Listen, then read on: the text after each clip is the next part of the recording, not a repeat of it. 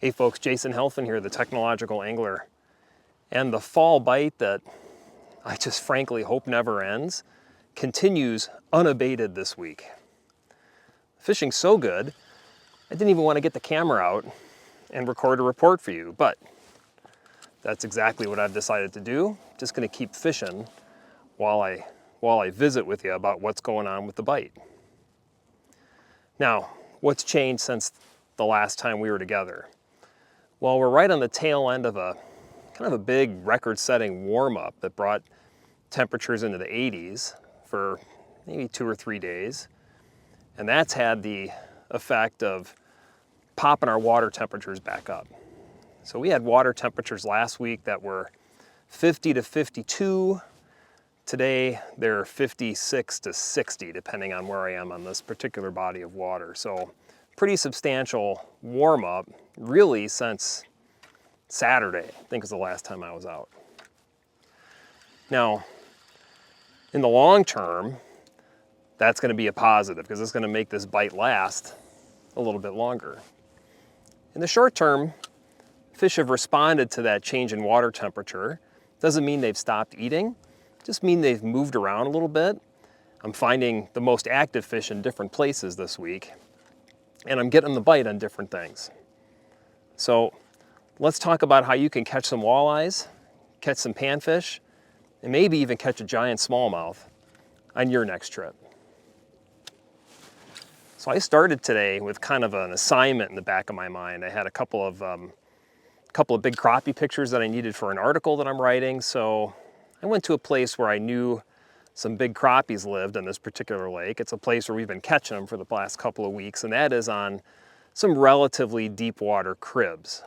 Now by deep, I mean, in this lake, these are cribs that are in 12 to 14 feet of water.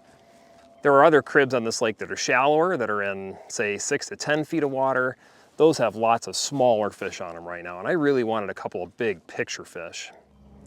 So I set up adjacent to a couple of deep cribs. I positioned the boat so I could use MEGA Live as my primary tool, my primary sonar tool. What I really wanted to be able to do was pitch my crappie jig right on top of these cribs, watch it fall vertically straight down to them, and have some of those big crappies that are hanging out in these cribs come up and whack it. And that's exactly what happened. So I thought I'd show you some footage that I shot today with my MEGA Live system of some of these deeper water cribs, some of the crappies that are there, and some of the fish that I was able to catch. Now, I have my MEGA Live tuned to be able to see those very small baits that I'm using. So I'm using just a 16th ounce jig and a little 2-inch minnow profile soft plastic. And to be able to see that, you have to be able to adjust your MEGA Live to be able to see those smallest, weakest returns. And so what I generally do under these circumstances when I'm trying to follow my lure, and my lure is really small, is I set dynamic contrast to low, and I increase my sensitivity and I decrease my contrast until I can follow that lure from the splash when it hits the surface all the way down and watch it get eaten by a fish. And so as you see, that kind of adjustment to MEGA Live is not a terribly difficult thing to do. It results today in me being able to see my crappie jig, again, a little 16th ounce crappie jig, 40, 50, maybe 60 feet away, watch it fall all the way through the water column, and watch it get munched by some of these big crappies.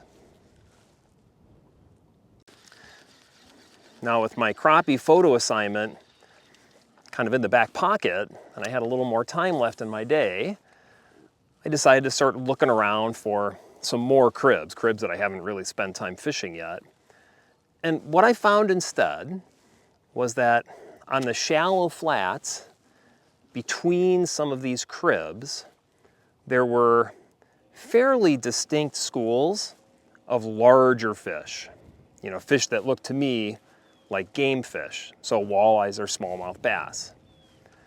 And I found a school that was kind of localized between two particular groups of cribs, and I thought I would make an effort, try to get some of those fish to bite. So knowing that there was a nice group of fish kind of localized between these two collections of cribs, I positioned my boat a nice easy cast away from them. I put the talon down, I spot locked in place to hold my boat in a particular orientation relative to where I thought these fish were, and then I put my Mega Live in the water and I started pinpointing where these schools were. Now, with the schools pinpointed, I could watch them swim around. It was clear that most of these groups of fish were, had 6 to maybe 10 or 12 fish in a collection. They were pretty mobile, they're swimming all over the place, but I would dial in exactly where they were, what the distance to the fish was, and then throw one of 2 different presentations at them. Now, the first thing I started with was, well, actually what I'm fishing right now, it's a little Ned rig. So a Z-Man Tickler Z soft plastic rigged on I think it's on a 1/10 ounce mushroom head is what I have right now. And I would just lob that bait into the collection of fish and just twitch it. And I caught a couple of fish doing that, including one giant smallmouth bass.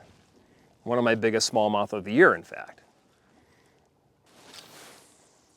Now, admittedly, my catch ratio relative to the number of fish I was seeing was pretty low with the Ned rig. So I pivoted to, a classic fall smallmouth bass presentation, and that's a suspending jerkbait. And boy, did they like that. Got several more smallmouth on the jerkbait, and including another giant. So now I know what's going on those shallow flats between those cribs. There was a number of smallmouth bass. I caught a couple of random walleyes in there as well. But that just gives me confidence to be able to come back and target those bigger fish that are setting up in the shallow water adjacent to those cribs. Now, to round out my day and kind of go for another fall hat trick today of crappies, smallmouth bass, and walleye, I've set up in a spot where I'm adjacent to some of the deepest water in this lake. Now, the deepest water here is maybe 20 to 22 feet deep. It's right behind me. Out in front of me where I'm casting, I have a kind of an expansive, shallow flat with a little bit of structure, some rock and some wood along the break line that separates the shallow water. It's 7, 8, 9 feet deep up there, and the deep water, which is behind me, around 20 feet.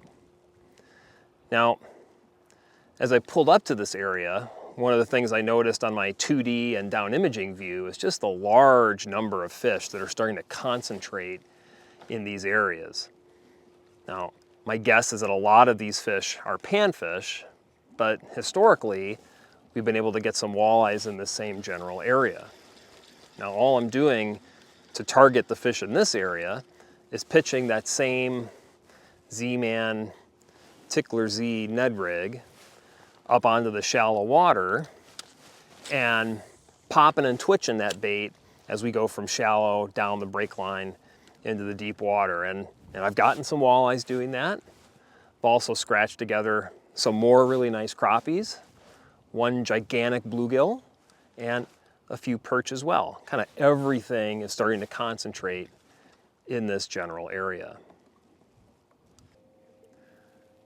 Well, happily, this outstanding fall bite that I've been enjoying for the last 6 weeks or so, not only is it just as good right now, in my mind, it keeps getting better. As the water continues to cool, as the days continue to get shorter, the fish are getting more aggressive. They're feeding more regularly. They're really packing on the pounds. And my hope is that as this next weekend approaches, you're able to get out on your favorite body of water, use some of these tips to tap into what I'm sure is going to be a great fall bite where you like to fish too. Hey, I'm Dr. Jason Halfen, the Technological Angler, and I'll look for you on the water.